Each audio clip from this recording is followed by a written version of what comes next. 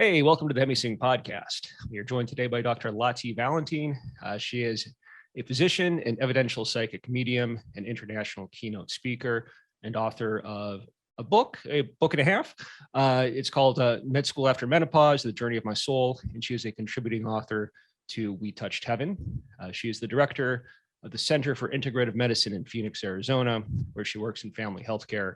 Prior to med school, she was an entrepreneur and worked in the corporate world, starting her career with IBM in New York as a programmer and systems analyst, and then later as a sales rep in the biotech field. And most importantly, her new Hemi-Sync album is called Ancestral Healing. So listeners will notice that there is quite a pivot that you took in that bio, going from kind of the corporate world to becoming a naturopathic doctor. And the proximate cause for that pivot were two near-death experiences that you had. I'm sure our listeners would love to hear about those. Yeah, it really took a big pivot in my life. The first half of my life, as I call it, because after you have a near-death experience, my life became divided. So it's the before I had the NDE and the person I was at that time, and then who I became as a result of these near-death experiences. But before I had my near-death experience, I was working, as you said, for IBM. I was a programmer, systems analyst, very methodical in my approach, a complete atheist. I did not believe in anything, the spiritual or religions, even though I was raised in Sweden, which is the northern part of Europe. And I was confirmed, like all the people were back then, in the Lutheran church at the age of 14. And I did not believe in anything that I said, it's just a story. You know, there is no life after death. When you die, that's it. It's just black. And then I had two children, and then I had my third child. And after my third child, I hemorrhaged right after birth. First of all, she was born between a 7.4 and a 7.2 earthquake. So my labor actually stopped for about half an hour. Then she was born, and then I hemorrhaged the first time. And then I had a lot of pain, like inside me, as if somebody put a bowling ball inside me and was pushing down. And that's what it felt like. And on day 10, after my daughter was born, it was July 8th, I hemorrhaged. I had a huge blood clots come out. And I went to the ER, and they observed me for about 2 or 3 hours, and they did a manual inspection, and they said, well, nothing much is going on right now. So they sent me on my way. And then it happened again the next day. And then the next day I saw the doctor, and then it happened again. We went back to the ER. And then while I'm in the ER, I started bleeding again. And they've already done their manual inspection, and they're just, keeping me for observation. I was young and tan. We lived in Southern California at the time. I looked like the picture of health, right? A 34-year-old tan blonde mother of 3. I didn't look sick. So it's, sometimes we judge people on the way they look. And I started bleeding. I've heard about that, yes. Right. Yeah. And I started bleeding again. And luckily this nurse checks on me, and she realizes how much I've been bleeding. So I hear the call in the loudspeaker, OBGYN, stat to the ER. And after about 30 seconds, this gentleman comes jogging into the ER, completely out of breath. I'm sure he ran across the whole hospital with a younger physician in tow. And as they examine me again, I know another huge blood clot comes out. And at that point, I knew that something was really wrong. And I tried to tell the doctor, I said, I don't feel good. And he knew, because at that point he understood what was going on. He saw the amount of blood that came out. And they put me down on the bed, and they started tipping it backwards. My head went down towards the floor to keep the blood in the vital organs, and my feet went up. And I have a nurse on my left trying to place an IV, because back then in 1992, they didn't place IVs. Now, if you go to the ER, sometimes they place an IV on you, even if, people wonder, why are you putting an IV in me? Well, it's because if something goes south, we have access to your vein, and they can just inject medication. But back then, I guess they didn't do that. So they had a really hard time accessing my veins, because now my veins are collapsing because I'm going into shock. So, and then I have a nurse on my right, and she's quoting my blood pressure, and she yells out 50/15, hurry. And at that point, and I felt like I was just falling, like a free fall. Imagine jumping out of an airplane without a parachute. You're just free falling. And I think that part of it was just the blood pressure, falling. Mm. And shortly after she yelled out 50 over 15, I knew that I was dying. And then this is very different because that experience of the 7.4 earthquake in the middle of me being in labor, I thought I was going to die. And a lot of us have had experiences like this in our life where we're close to being in a car accident or we're on an airplane that's in turbulence. And we think, oh my gosh, this is it. My life is going to end. But this was different because I knew that I was dying. And the complete atheist that I was, what did I do? I prayed to God to save my life. Yeah. And it's just, there is nothing left, right? You have nothing left. So that's what you're going to do. And it was shortly after that I was in my body, but then a split second later, I'm outside my body and I'm floating, a couple of feet outside my body.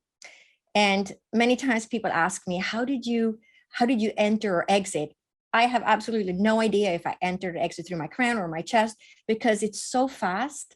Because one split second I'm inside, and the next split second I'm outside, and it's like my brain can't quite comprehend how fast that transition happens because it's so fast. And I'm curious. Sorry, go ahead. Did you observe it as if you were looking down from above, or did it just feel like you were floating above your body? So for me, my memory is that I'm floating above my body, but not actually, how some people are turned around and they're in the corner and they look down? Yeah. I have no memory of that. I just have a memory of floating above my body. But the first thing that I thought was, how can this happen? How can I still be me and be outside my body? Because this is not supposed to happen. Yeah. But there was a knowledge that I belonged to the body. And I've heard people talk about the silver cord and that's how you're connected. I did not see that, but I had an understanding and a knowing that I was somehow tied to that body, but not seeing visually a cord or anything like that. But while I'm outside the body, there is this complete peace and quietness. And there is the one thing I learned, that there is no time. There is no time on the other side when you're outside, because you can access past, present, and future all at the same time. And then I got sucked back into my body. And then, the whole healing journey of that. And then because of this, I think then I had electrical interference, and we can talk about that. And then I got sick, really sick with bone marrow suppression. So I didn't have an immune system and I would bruise really easily. And it's during this time of healing that I have another near-death experience. So I'll cover this near-death experience, and then we can cover everything that happened around this. So the second time was 2 years later. And I'm walking this very fine leg. Now that I've been to medical school, I understand how sick I was. But I was raised, my father was a general practitioner. My mother worked as a hospital floor administrator. One of my brothers is a surgeon, and I have cousins, and everybody that I was around as a child were doctors and nurses. So I had heard every single story in my life and how things went wrong and what happened next to this person or that person. And we didn't have any insurance. The first year I was sick because my husband's company got bought, everybody got laid off, and he was just trying to get the next best job. He was like a regional manager in the computer businesses. And he had a wife and 3 kids to support, and he just tried to jump, and we couldn't afford the COBRA payments because they were too high for a family with 3 children. Yeah. So we lived that whole year without any insurance. And I was really sick. I had a big bruise on my hip, and I would get pneumonia and go back to the doctor. And it was a month before we were going to get insurance. And I saw this doctor. I had this huge bruise covering my entire hip. I had bumped in with my hip to the changing table, and something that would give you a bruise the size of a dime or a nickel was a bruise that spanned my entire hip area. It was just purple and red. And he knew something was, terribly wrong. And I said, look, we're getting insurance July 1st. It's May 15th or something now. if I go now and we do this lab work, I have survived the entire year like this, I'm not going to get insurance because I'll have a pre-existing condition. It's crazy how common that is in America. Like people make healthcare decisions like that all the time because medical debt wipes out so many Americans. It's barbaric, but sorry to interrupt. It is. Yeah, no, absolutely. It is. Now that I work in medicine, it is barbaric because people are not able to access the care that they need. But so being so sick and having this bone marrow suppression, and I was used to having this feeling of my soul not having merged in with my body all the way. So imagine that you lay a puzzle and then one of the pieces is sticking up and you kind of pat it down at the end to make it smooth. It was like that. It was it was as if my soul was not merged completely in with my body. And so it was always trying to leave. And so, all the way, all day long, I would be, no, we can't leave. We got to stay. I got to take care of the kids. And that was just my life. And many times I would wake up in the middle of the night and I would have to take my head off the pillow because I would be too faint, and I would pull my legs up because I had so little blood in my body that I always had that feeling of feeling faint. So in the middle of the night, so again, I wake up in the middle of the night and I said, no, we can't leave. This is just my daily existence. Don't leave. Hold on to that soul. Stay in the body. But again, just like in the ER, it was just a split second and I'm outside my body. But this second experience is very different from the first experience. And I always joke that I didn't get the full effect the first time. So the spirit world was like, she didn't get the whole message. We have to do it again because she has to activate her life path. Yeah. Right. So then I get pulled out of my body, but this time I'm just tumbling through darkness. And I get to what I call the mid station, because it is as if you step into an elevator of a skyscraper and you push, it has 100 floors and you say, I'm going to get off at floor 50. So you know that there are floors above you and there are floors below you because you're in a skyscraper. It was that feeling. And I knew there were levels below me and there were levels above me. But I call this the bouncing station only because I got sent back. So I get to this place and I hear the most beautiful music. This music you can't make on the earth plane, because I sat at our synthesizer for days afterwards trying to recreate that sound. And I could not find any sound that sounded like the music I had heard, because it was more beautiful than any music that we can make on the earth plane. And I'm looking to see where the music is coming from. So I see a log cabin, and I always think it's funny what we all see. I see a log cabin and I open the door to this log cabin thinking the music must be coming from there. But I don't have a body, and I'm just in soul form, but I'm still rotating in space. And I look inside this log cabin, but it's empty.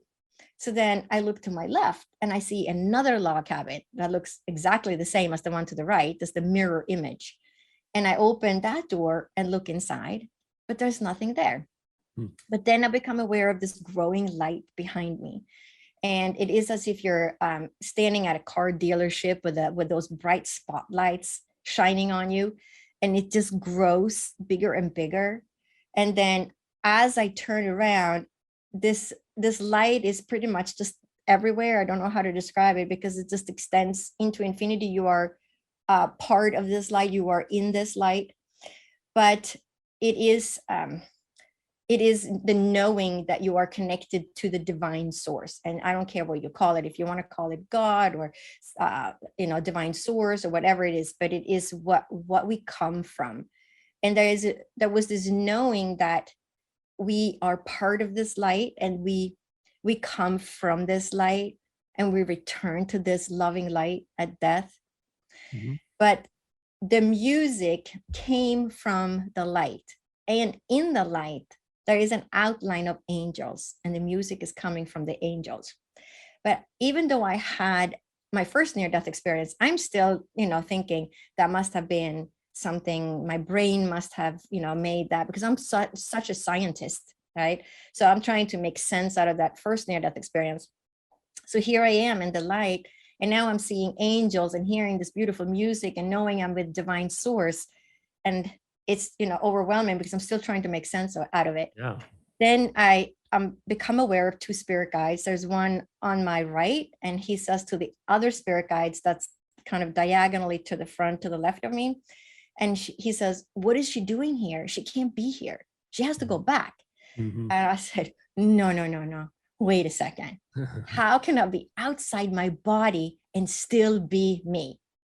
And then the guide on my left says, if I told you, you wouldn't remember, but you will remember this.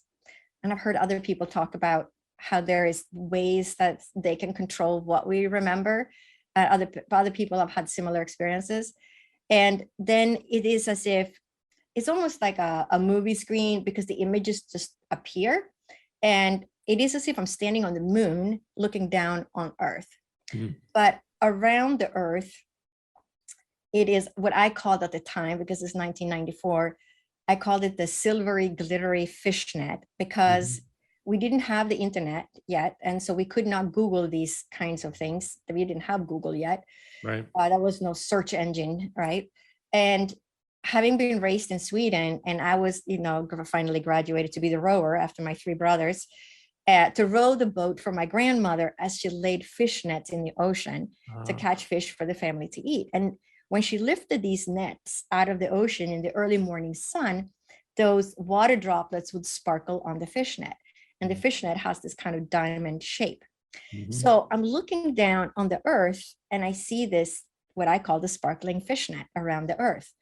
And the spirit guide says, everything on Earth is connected to each other, but everything on Earth is connected up to this grid. And with that knowledge, I got sent back. So I spent years plowing through. We lived in San Francisco for 12 years in East Bay. I spent years plowing through the San Francisco Public Library to see if I could find anything on this grid. What is this grid? And after many, many years of, looking, I'm sure I didn't look in the right sections. How do I find this kind of information? And then it wasn't until I was in medical school, and I think it was 2013, and I told my daughter for the first time the whole story about her birth and everything that happened. And she looks at me, she says, Mom, that grid, it's on the internet. You can just Google it. And it was then I became aware, because I had given up on, doing all that research for many years. And now you can Google it, the grid around the Earth, and there's many different versions.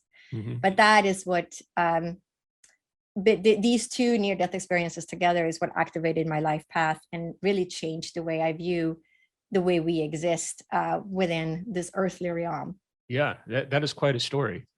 And so you came out of those with newfound intuitive abilities, right? Like I kind of think like we're all somewhat naturally intuitive, but psychic mediums are a little different. So you're clairaudient, clairsentient, and clairvoyant.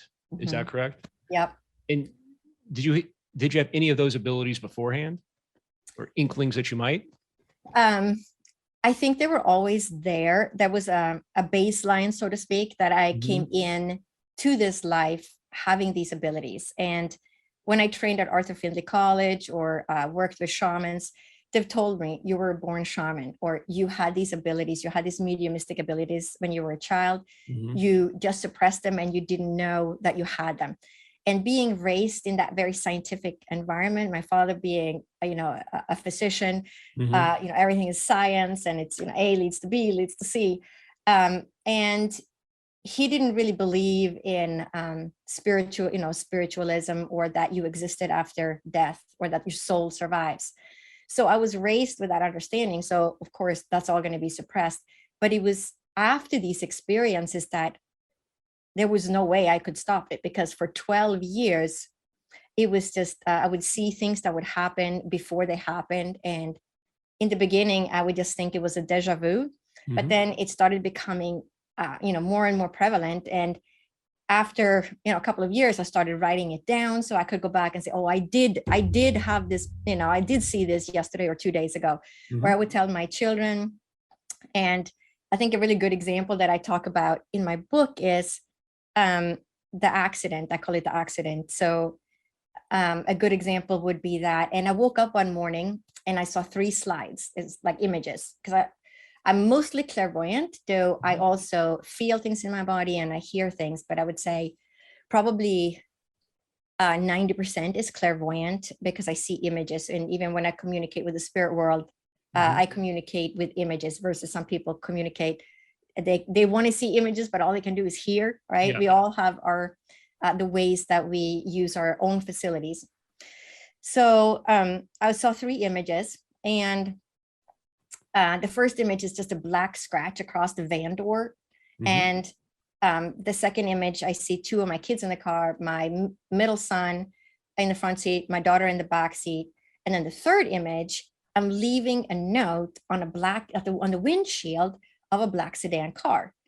And I told my kids, I was driving them to San Francisco every day because they were in school in San Francisco. We lived in East Bay. So every day we crossed the Bay Bridge. And so a lot of driving back and forth. And we figured out, how could we be hit on the right-hand side of the car? Well, we must be making a left turn in order for the car to be exposed, right, in oncoming traffic. And a lot of the streets are just one-way streets, like in most major cities. And going in, down to the freeway, it was just, 2 lanes in each direction. So after 10 days of driving, and every time we figured out it was this one intersection.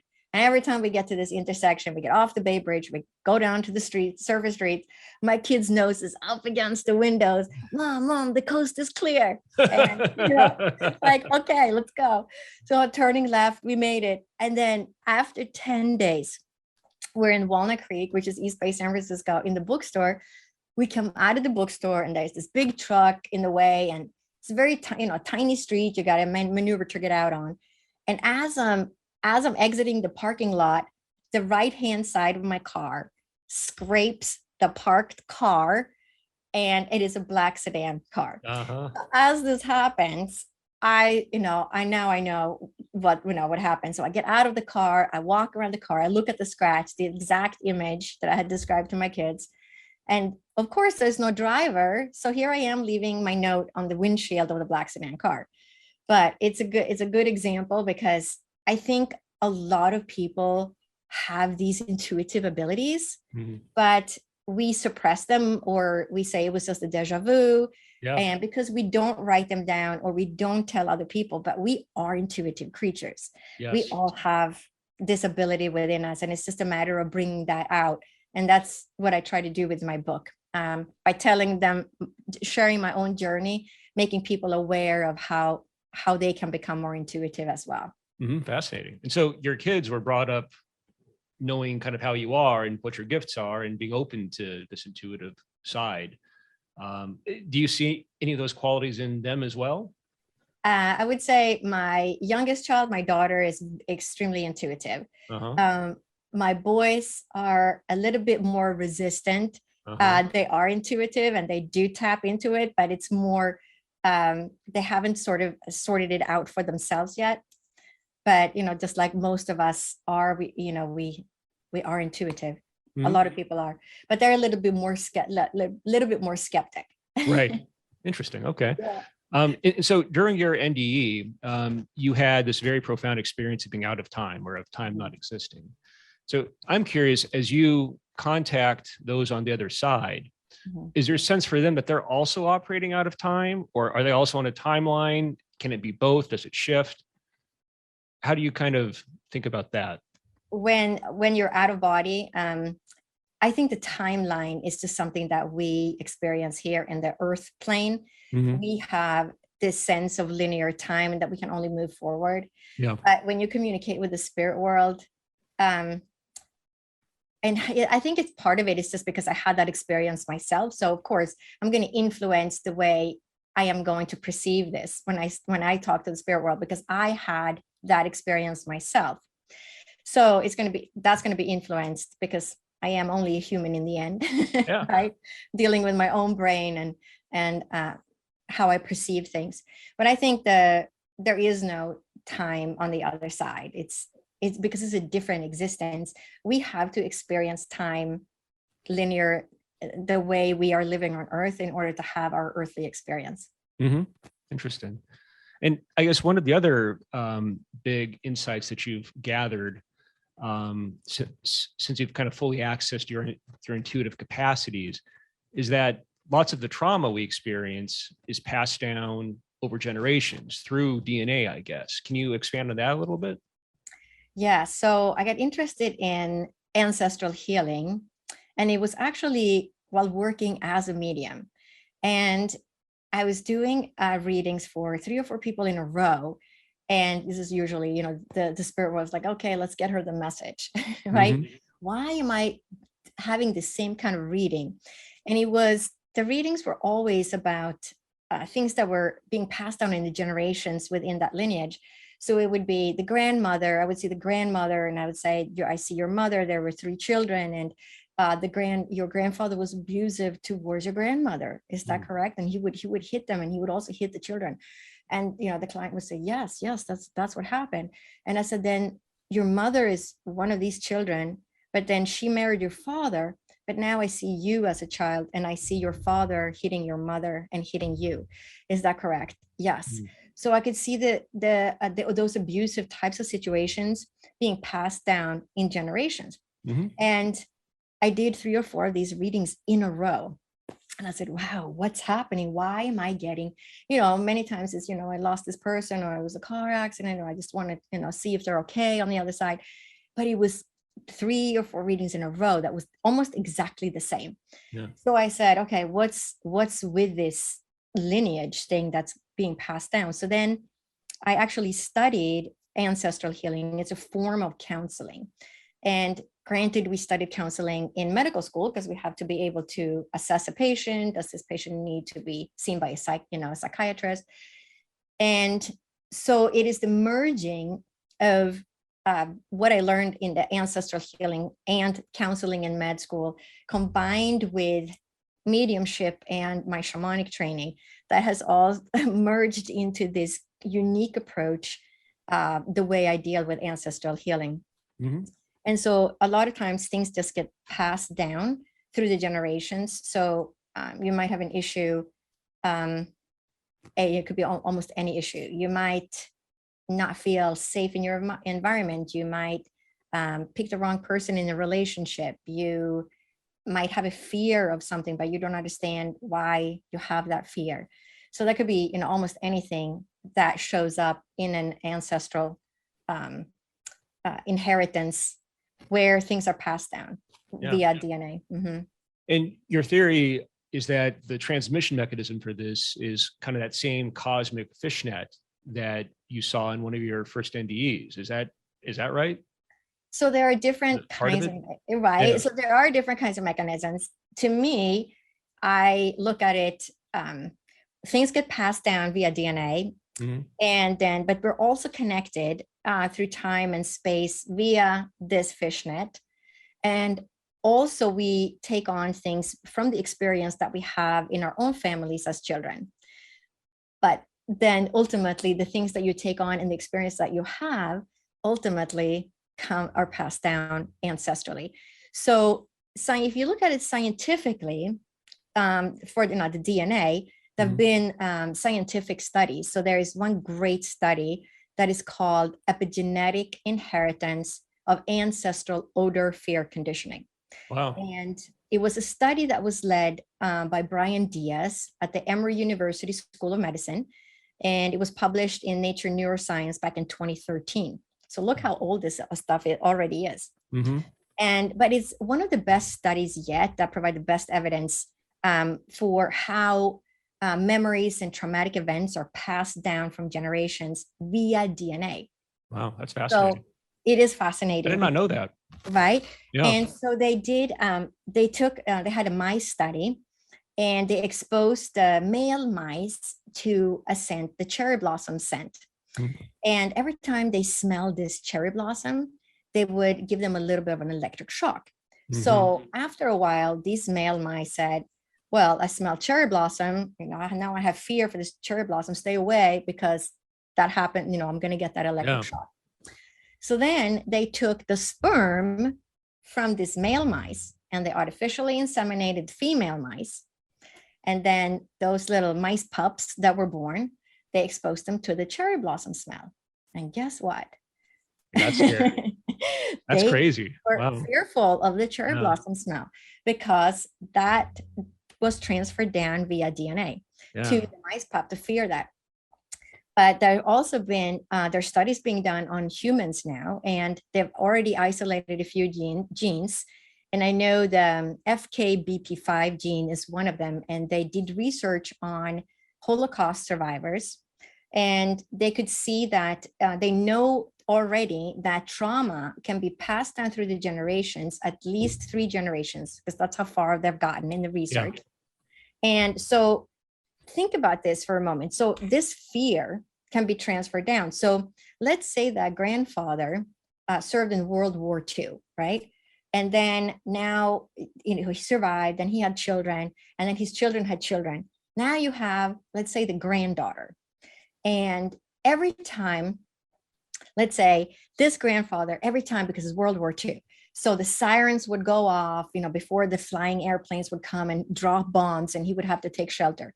And every time this grandfather heard the sirens, he would think, this is it. This is the day I'm going to die, right? So he creates that fear. He hears the sirens, this could be it. So he survives. And now this granddaughter, every time she hears some kind of a siren, she gets a panic attack. But this granddaughter never experienced any kind of fear around sirens herself. So where is it coming from? That fear was transferred down via DNA to the granddaughter to have a fear of sirens. So, but then there, we also have connections and the way we are raised, and you have to take all these different things into account to analyze and say, well, where is it coming from? Right. Why am I having this fear? Or why am I having relationship problems? Or why do I think that nobody cares about me? Why do I feel alone in the world? Mhm. Right? All these things, and that's what we're doing in the very exciting project that I developed, which we're about to get into. But I love it when science confirms what has been espoused in wisdom traditions and in indigenous culture for a very long time. I mean, I'm kind of reminded of an experience I had in my 20s when I was sent to a shaman, and he cut my etheric umbilical cord. And I thought, well, that was cool. Like, is that all there is to it though? Like, how much do you think can be done for you versus how much do you have to do yourself as the individual to heal from ancestral wounds? I think ultimately we heal ourselves, but we can't do it. Sometimes we need help in order to do it, because we have to create an awareness and change our perception of how we experience that problem in order to create healing for it. So we can have a shaman help us cut the cords, but ultimately, depending on what it is, if you just cut the cords, that's only part of the journey. Because when I work with people for ancestral healing, it could be anything. It could be a spiritual issue. It could be an emotional component. It could be you have OCD or anxiety, panic attacks. You're not you can't figure out how to get the right job. Why do you keep losing your job? Why do you have problems in your relationships? All the different problems that could happen, even physical disease, right? Why is it that I'm sick? And many times you can see that connection, and it's sometimes people, I've seen people get the exact same disease at the exact same age as their mother. Become, they lose their partner at the exact same age. Mom lost their partner. And it's the ancestral clock that's ticking in the background. And we are so much more connected via, this part of us as DNA. I mean, hey, 50% is mom and 50% is dad. You carry all their genes inside your body. So when you think about the egg that you came from, your mother made the egg that you came from when she was a 20-week-old fetus in your grandmother's womb. So what was going on in your grandmother's life when your mom was a fetus in your grandmother's womb, right? So what was passed down already, and then you are going to be made from that egg. So it's, we have the science, but we also have the emotional and the spiritual connection of how we perceive ourselves in this life, and Yeah. how we are raised, and the circumstances, we are raised under. Yeah. I know some people have a not such a great childhood and very difficult environment that they're raised in. And many times that's also ancestral. You see the lineage of, your mother wasn't able to nurture you. Yeah. Well, if your mother wasn't nurtured herself, right, how could she nurture you? And so it's that ancestral, you can see the ancestral lineage of, and the grandmother wasn't nurtured and her mother wasn't nurtured. It just goes back in time. But then when you create that moment of awareness and understanding that the reason you're having these difficulties that come from different scenarios, the reason you're having the difficulties is because now you can see why. And it's opening that door to that understanding, because once you see it, you can heal it. So right, when you're stuck in that rut, you're stuck in that energetic loop, and you're just kind of spinning, going around in a circle like a carousel. Yes. And you got to stop the carousel and be able to take a look at it and say, that's it, now I can see it. Getting some separation from it, observing it. So let's get more into this Hemi-Sync album that you've created called Ancestral Healing. So for you, it starts with what's called the mother wound, right? And it sounds like you're already kind of dancing around that right here. Can you talk a bit more about the mother wound? Yeah, so the mother wound is the reason I developed that track is because it's such a common, it's a common problem that I see a lot. And a lot of different difficulties arise from having a mother wound. And some people might think, oh, I had a perfect mother when I was a child. Yeah. And we, had the best childhood. It was like Leave It to Beaver family. Right. I've heard that many times. And then you start digging, and then you realize, oh, well, maybe it was good, on the surface. But I think most of us carry a mother wound, whether we are aware of it or not. Even if you had a great childhood, there are things that you are not aware of. That you are living from a certain space. And it could be something like, I don't feel nurtured in my relationship.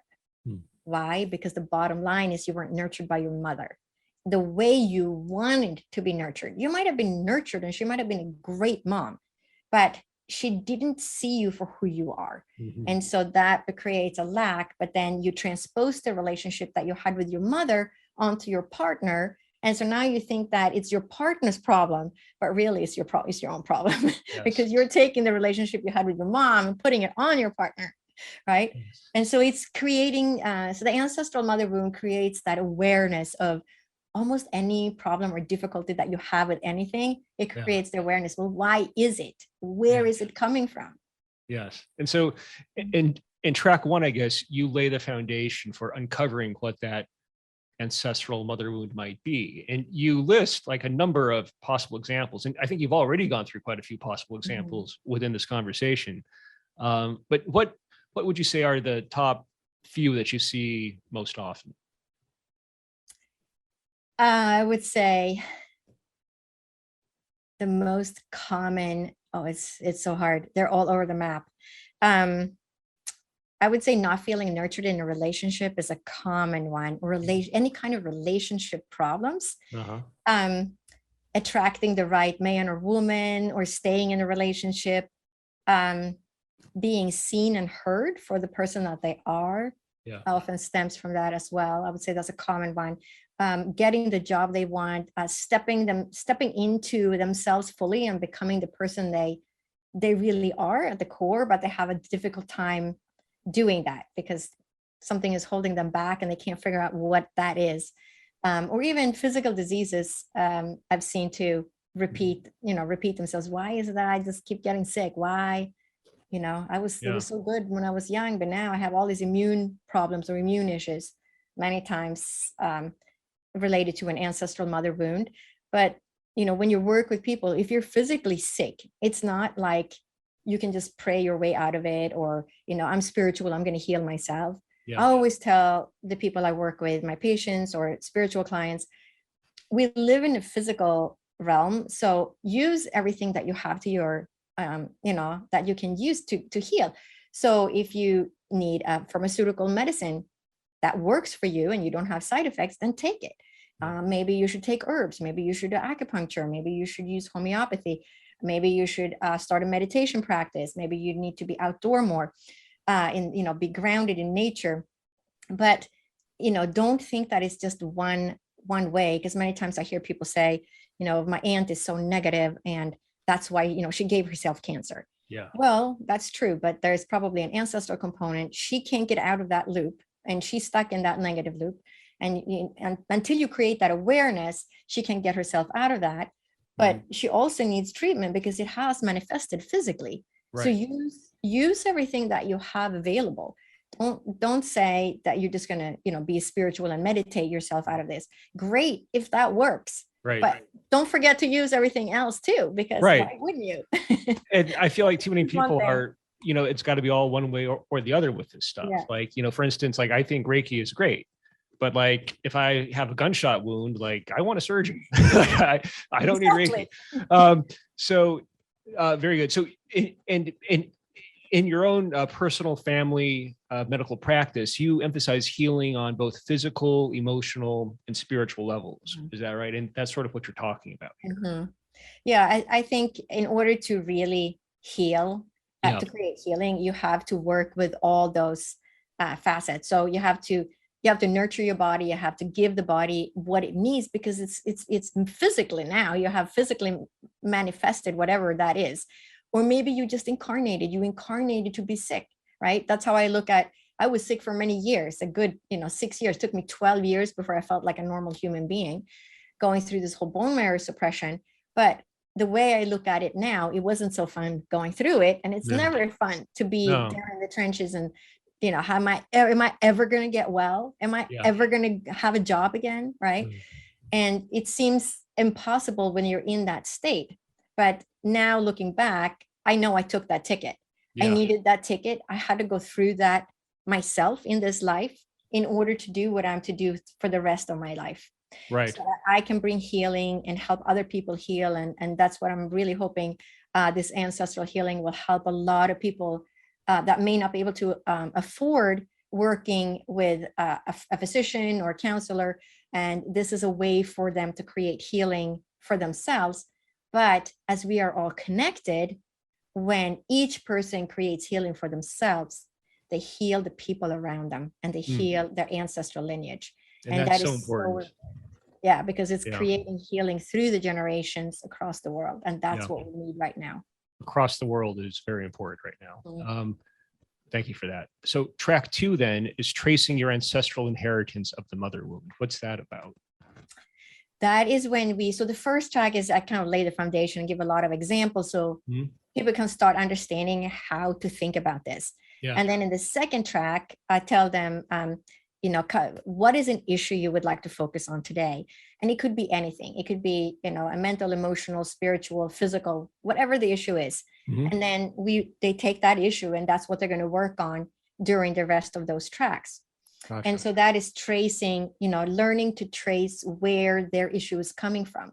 And so I take them on all these different meditative exercises so that they can understand where that comes from. Where is that, let's say, relationship problem coming from? Gotcha. So then track 3 then is journey to reveal your ancestral mother wound. And so this is an actual shamanic journey. And for people that are maybe new to this or aren't clear on it, how would you compare a shamanic journey to an OBE, since you've kind of described or touched upon both within this conversation? Same, but different. Yeah. Right. So in a shamanic journey, right? So if I'm in a shamanic journey or meditative state, and it's such a fine line where what you call these things, because totally. At a certain point they blend together. Yes. And I have a hard time distinguishing, well, is it a shamanic journey or is it an OBE? At what point does that change? So, but in a shamanic journey, you typically you go to other places, other realms, and I take them down into the underworld where they will meet animals and spirit guides. And they will help them show them where their problems are coming from. Yeah. Because when you go into that sort of alternate state of existence, even though we're still in the earth plane, right? We're sort of Right. traveling in this earth plane. And OBE, I would say, is a different, you go to a different plane. So in that out of body experience, I'm with divine source. I'm in a different place. It's just like different levels. It's an OBE is you went through the veil. Yeah. To the other side, and then you went back through the veil again, versus the way I look, and this is just my perception. When in a shamanic journey, I'm traveling in the earth plane, but I have access to past information, future information. Yeah. And I can, so I'm somewhere in between the two. That's how I look at it. I'm not in my body, but I'm not completely out of my body in the divine source realm. Right. I'm somewhere in between the two. And when you're in this state, you have access to more information. I've seen my past lives in this state, and then verified it by starting to dig in history and ordering history books, going, oh my gosh, that is the place I went to. And this is, Yeah. Yeah. Yeah, no, thanks for that. I mean, I agree. It's somewhat arbitrary where we draw the lines between these various different flavors of altered states of consciousness that really exist along a spectrum. The shamanic journey seems like it's, a flavor that is connected to a particular lineage usually and has certain kind of hallmarks of it, like, such as the underworld or meeting with spirit animals, things like that. Thank you for that. And so this fourth track is also a journey, and it's called Healing Your Ancestral Mother Wound. So here you're kind of bringing it all together, and you bring it together in creating a healing sentence. What is that? So as we go through the tracks, I make you aware of words that surface in your mind when you're thinking about, experiences in your childhood or your mother, things like that. And so there are words that surface, and those words that surface, typically, many of them have very specific meaning. And when I work with people, if I ask them questions, the words that come up are often very particular word choices that they have when they talk about their childhood or their mother. And those words then become part of that healing sentence, because that's typically also how their issue is tied into the word choices that they have, because we're humans. So the way we express ourselves, every word also has a frequency and a resonance and all of that. Yeah. But those words is what have worksheets, so that as they go through the tracks, they can write things down. And then at the end, we use those words to create a healing sentence so that we can let go of that problem or that issue. And then we do that through a shamanic journey where we connect with either the spirit world or if the mother is still alive. And we connect with the mother and we speak to the mother from soul to soul. And we release that problem and we send healing to the ancestors backwards and forwards in time. Beautiful. And the guidance manual that you have created for this album, along with our own Carol Moore, is really fulsome. I think it's the most detailed manual we've ever created. And so really, when you pull it all together, this is really more of like a miniature online course as opposed to an album. Really tremendous work. Thanks for doing this. Thank you. Yeah. I hope that we can create a lot of healing. Yeah, me too. Any parting thoughts on this album before we go on to kind of where folks can find you and learn more about you and your work? Yeah, I think people who are ready to show up and do the work and create healing for themselves, remember that you are creating healing not just for yourself, but all of those that you come in contact with. Because when you create healing for yourself, your own physiological expression, your own DNA, the way you interact with other people, what you say, how you use your words, everything is going to change. And so by doing something like this course, you're creating healing for yourself, but also those around you. Beautifully put. And how about your website? You've got a podcast too. Right. Yeah. So I have two websites. So one is called Dr. Lotte, DRLOTTE. And that has more, I'm a medical practice and what I do. I work a lot with hormones and menopause and endometriosis, mold issues. I'm certified in mold like not a mold expert. We don't like to say we're experts, but I have mold education. Mhm. So I can treat a lot of, that's typically people who fall through the cracks. They've had mold exposure, or they've had Lyme disease. And so I get a lot of the people that fall through the cracks. Yeah. And then it also, that website is connected to my spiritual website. So my spiritual website is called divinespiritualessence.com.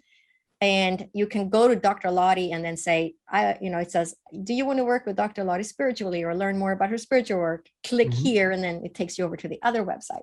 All right, good. They're connected. And then they can sign up for email. And that's the best way to learn about my podcasts that come out, and, any upcoming online events or courses and things like that, is to sign up for the email. And my podcast is called Dr. Lotte Science with Soul. And I'm really excited because I just learned just a few weeks ago that I started this podcast during the pandemic, the fall of 2020. So I've had it for about a year and a half, and it's now rated the top 10% globally out of 2.8 million podcasts. You've had some big names on your show. Like you've had Eben Alexander, PMH Atwater, Raymond Moody. Yeah. Big names. Yeah. Yep. You've done a lot of shows too. Like you're much more prolific than I am. Like, I don't think people appreciate like how much work these are. Like there's like a lot of research and prep you have to do for each one of these. And you've done what, like 70 something? Something like that. Yeah. A year and a half. Yeah. Yeah. It's a lot. Yeah.